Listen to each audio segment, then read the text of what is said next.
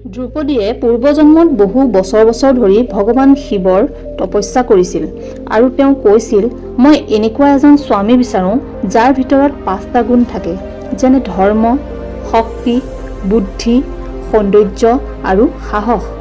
ভগৱান শিৱই তপস্যা গ্ৰহণ কৰি আশীৰ্বাদ দিলে, তোমাৰ এই কামনা পূৰণ হ'ব।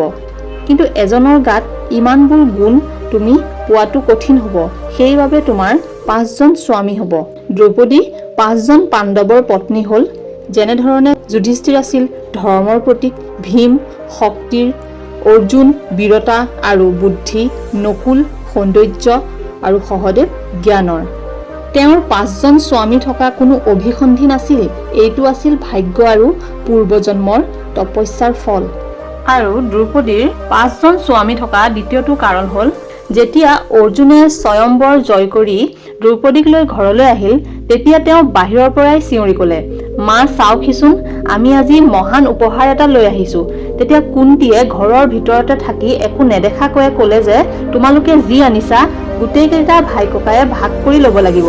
এই কথা শুনি সকলো হতভম্ব হ'ল, কিয়নো এনে কথা পত্নীৰ ক্ষেত্ৰত প্ৰযোজ্য নহয়।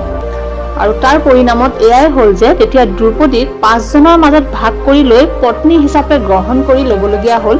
আৰু তেতিয়া ঋষি নাৰদে ক'লে, এইটো তোমালোকৰ পূৰ্বজন্মৰ কৰ্মফল।